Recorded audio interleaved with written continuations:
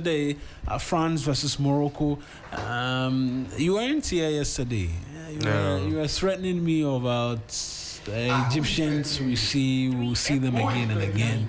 I did threaten you, but I remember I told you that Morocco would have been a better matchup for this Argentina. But you still said you still vowed. I still wanted Argentina to be out. And I'm sure when it was 2-0, you were looking for my contact on your phone, but the Lord had hidden it such that you cannot call me. I was actually waiting. But I'm fat, so I'll take it like that. You are patient, man. But I'm still very patient. Don't worry. Agenda delayed is not agenda denied. Fair enough. Exactly. Fair enough. Exactly. Fair enough. Oh yeah, fair. Oh, so you're supporting France against Morocco? Oh yes. But I'm African and all that, but let's not forget. You were African 2 days ago. Now, let's not forget that. Let's not forget that 90% of the players. You are African. Wait. Yesterday, 90% of the players in the France team have African roots. Of course. Finish. 90% of the Moroccan team. They have African roots. Yeah, but the Moroccans are actually Africans. But they're actually Africans, but 90% of the French team have African roots. Let's talk Black Stars. So, He's trying to judge big teams. Yes. Argentina will win. Yeah. Phil, please. France is going through to the semi-finals. That game is live on TV3 today. It's at 8 p.m. Yes.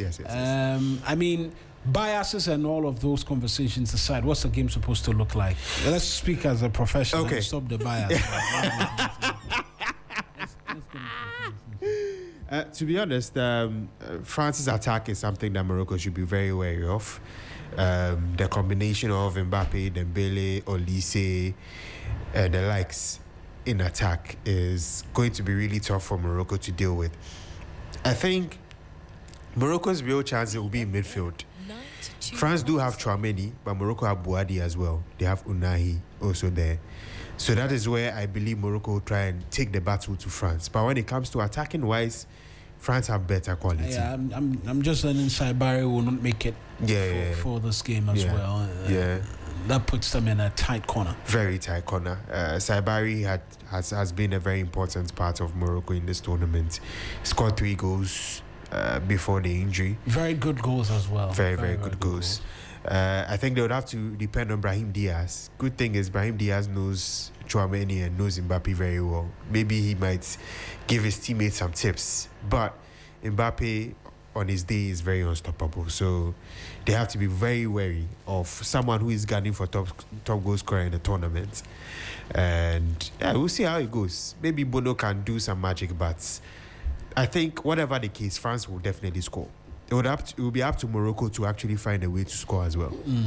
That's a very important aspect that you mentioned. France have netted in every game. Yeah, they'll definitely score. They are most likely to score. I mean, I think in the last 2 World Cups, they've scored in every game. Yeah. Even previously, they've scored in every game, right? Yeah. And so it will be difficult keeping them out. Yeah. And all of that. But Egypt as well have been registering a lot of protests, and they're asking the officials to be kicked out. But we had the French team coach say referee was fantastic and he didn't find anything wrong with it. I mean, opinions have been very split on that. Yeah, very, very split. I think that there's a general consensus that the disallowed goal for Egypt earlier shouldn't have been disallowed, especially comparing to Enzo Fernandez's winner. They were of a similar ilk, so the consensus is that if you have given that goal for Argentina, why chalk off the Egyptian one as well? I mean, whatever the case, it would definitely be up for debates. I've seen articles already flying about allegations of corruption with Argentina from the past, even dating all the way back to 1978. I think it's not going to stop. It's still going to continue.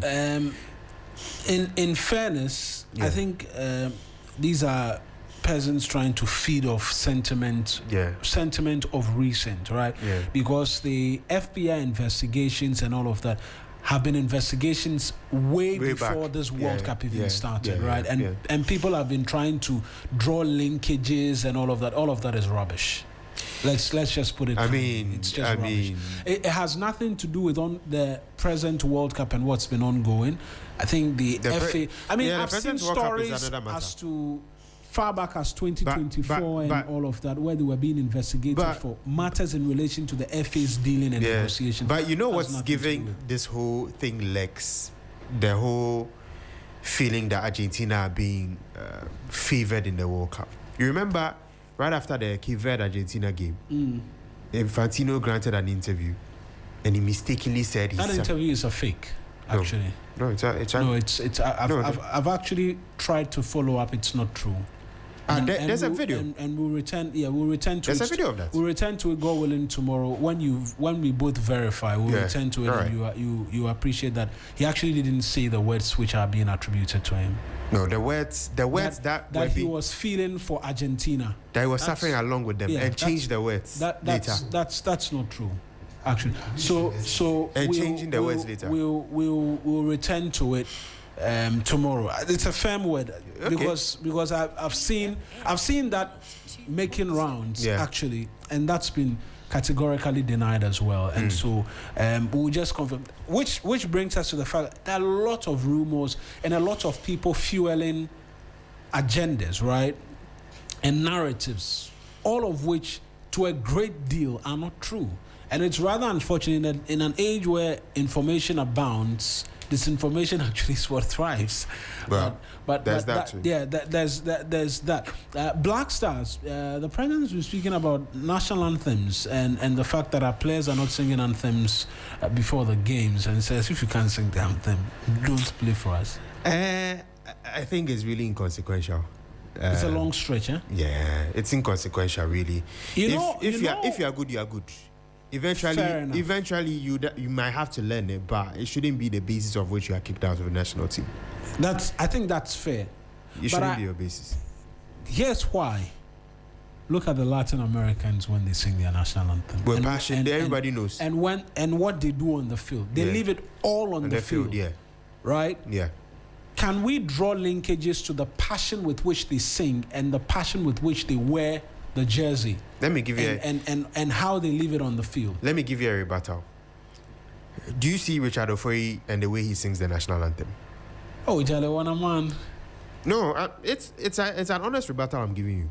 No, do you see the way he sings the national anthem? We saw what he did with a lot of passion.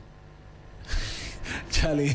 But did you see how he performed at the AFCON? Crosby, this is the proper spiritus chorus bolus. Did you see how he played at the AFCON? Absolutely shambolic. Fair point. Did you see Daniel Amate and how he was passionate during the 2022 World Cup?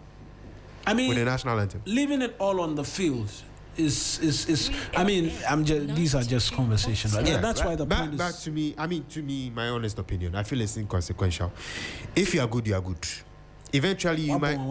Yeah, eventually you have to learn. Eventually, eventually you have to learn, which is fair, because it's important that you know your history, you are able to sing the national anthem and all of that. But it shouldn't be the basis why someone doesn't play in the national team. Fair enough. Bilashen with the very latest for us in the world of sports. We'll verify that Infantino thing, and if people are spreading false news going around in circles, making wild allegations amongst many others. But here we day, right? Here we day. That's sports for us. Kind Ketsi Bilashen.